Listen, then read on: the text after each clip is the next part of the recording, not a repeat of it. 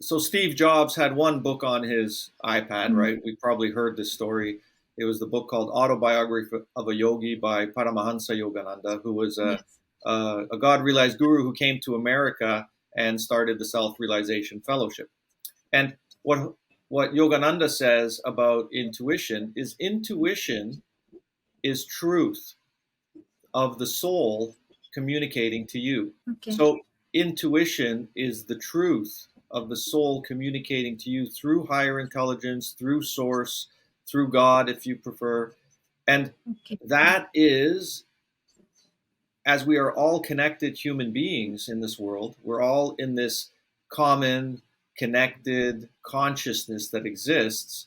We are downloading the information that's most relevant to us as an actor in this life, and what is it, and how can we benefit others and ourselves the best. So when we listen to our intuition and we follow it, because listening to it is one thing, but following it is another thing, right?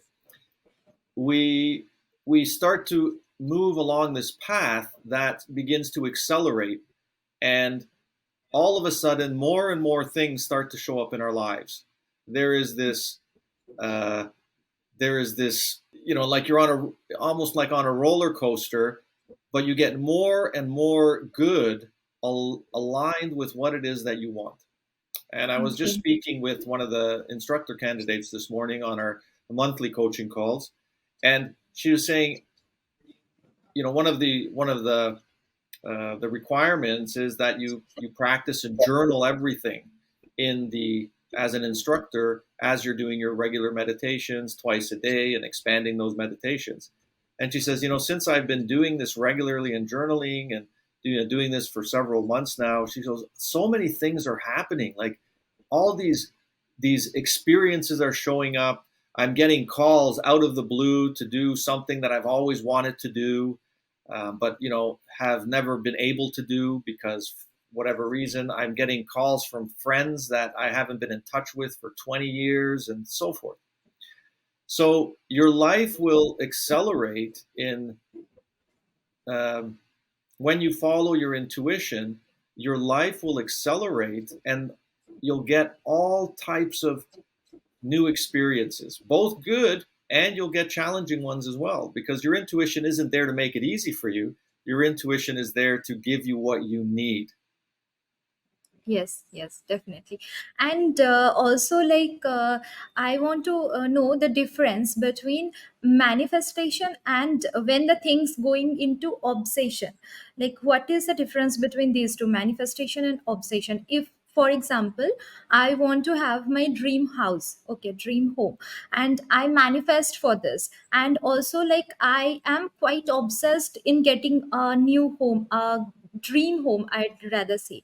So, what is the difference between these two, or which one will actually help me to get my desired outcome or my dream home? Manifestation or obsession? So obsession, right, is something that is it's a closing, right? When I'm, it's like a, um, am I understanding that correctly? Yeah, So yeah. so an obsession is like a habit. It's like a gambling habit. It ends up closing, it creating resistance to the things that you want. It's a form of greed. It's a form of Hmm. forcing myself through, right? I have to Okay. get it no matter Yes. what, right? Hmm. Yeah. True. So that you can still manifest, right? There are many people around the world who have, gone to war in order to get what they want. Okay. Okay. And how to manifest it this time? Like when my mind is not stable, I'm obsessed with something, and my mind is always in a race to, get the things fast, fast, fast in my life. So, how I can, control my thought patterns at this time when my mind is not in a place to take rest or, to surrender? How I can control my, thoughts at that moment? Meditate. Okay. So only one answer: meditation. Meditate. We should meditate. We should follow the meditations, and we will get the answers, right? Yeah. So, the example sometimes I use is if you're cooking, Okay, you're going to cook something. Let's say you're going to cook a spicy vindaloo. Okay, Yeah. now you can make a vindaloo, right? With, let's say you're going to make it with vegetable vindaloo, and you're going to put the vegetables in. But if you don't put the fat, you don't put the spices in Hmm. before you put in the vegetables, you're not going to get the proper flavoring. You're not going to get the proper dish, Yes. right? Or like Hmm. making a soup. Every Yeah. soup requires water. Every soup requires the broth in order for the soup to become a soup. Yeah. Meditation is the water. Meditation is the broth of the soup that is necessary to create the outcome that you desire. Because 𝐂𝐨 discovered in his research, right, and he observed this in his radio repair business, is that when there's lower resistance, more energy can flow through.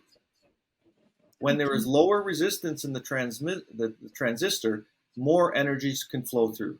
So the less resistance I have here, right, in my mind, the less resistance I have in my body, and the less resistance I have, the more it's able to show up.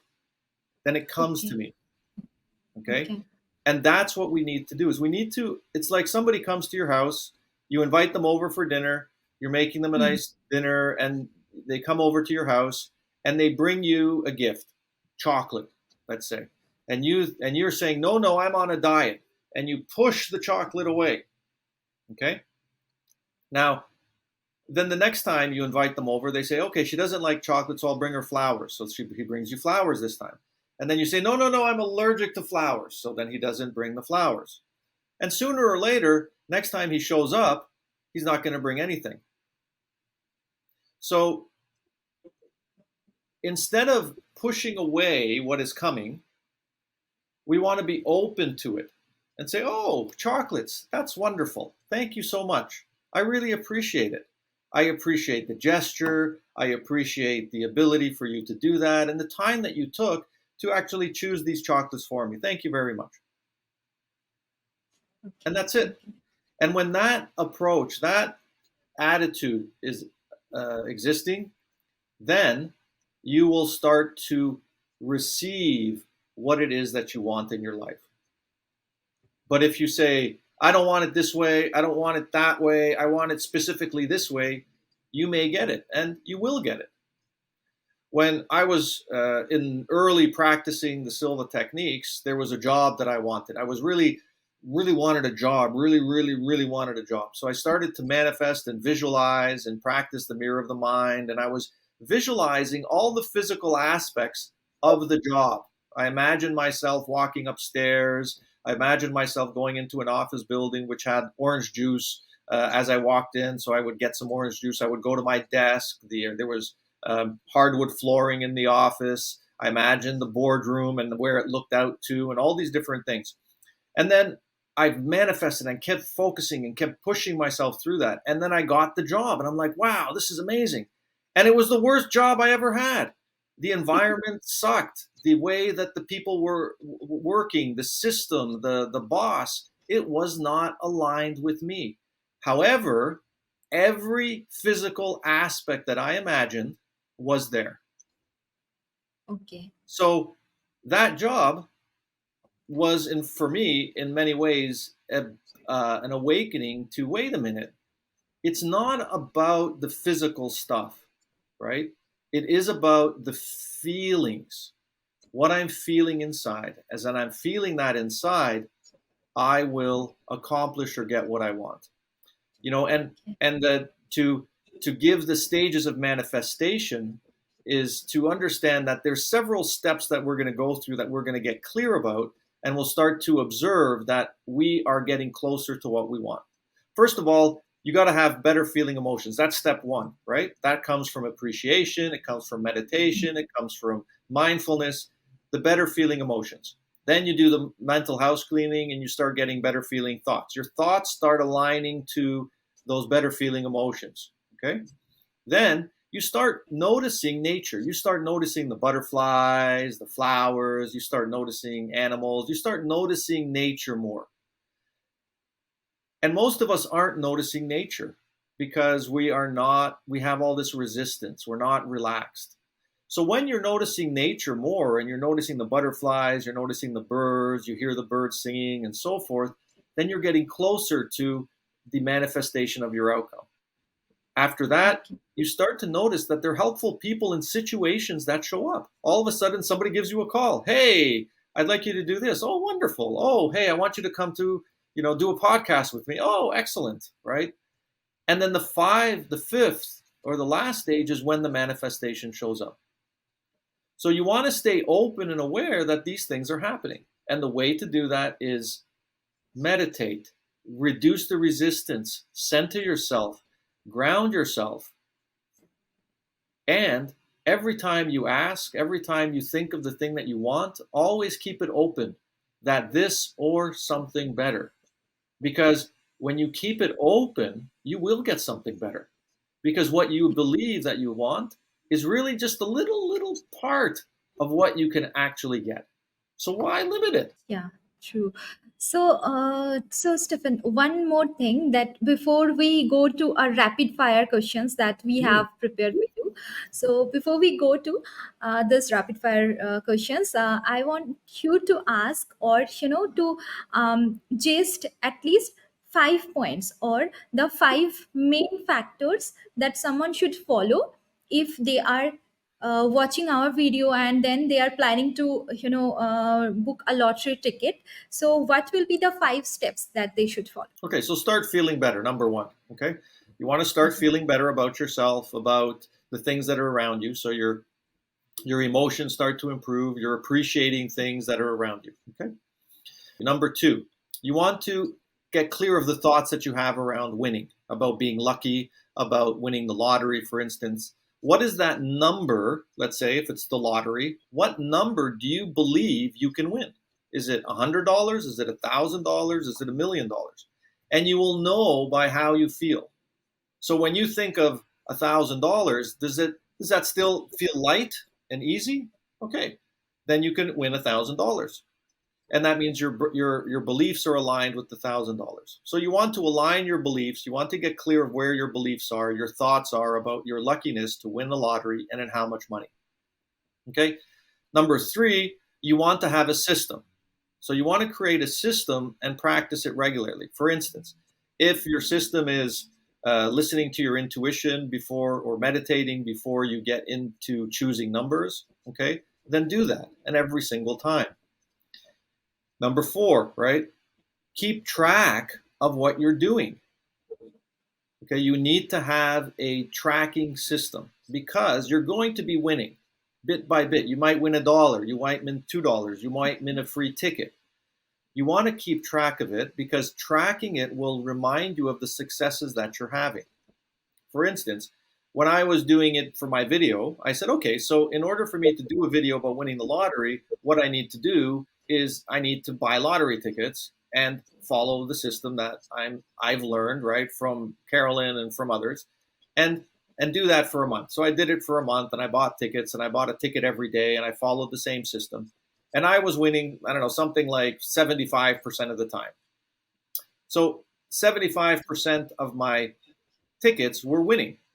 A lot of those tickets were $10 and, free play.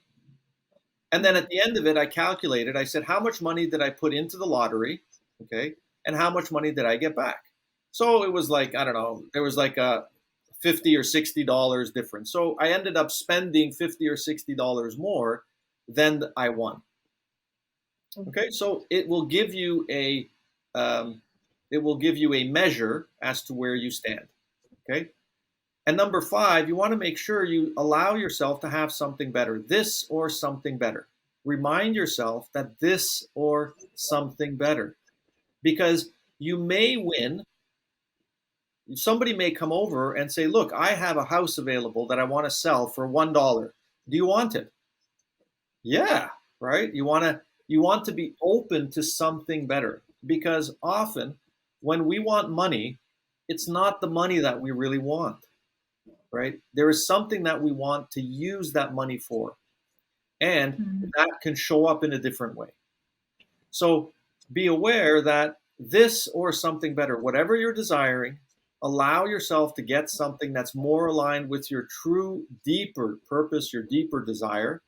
And when it shows up, then you will be aware that this is for you.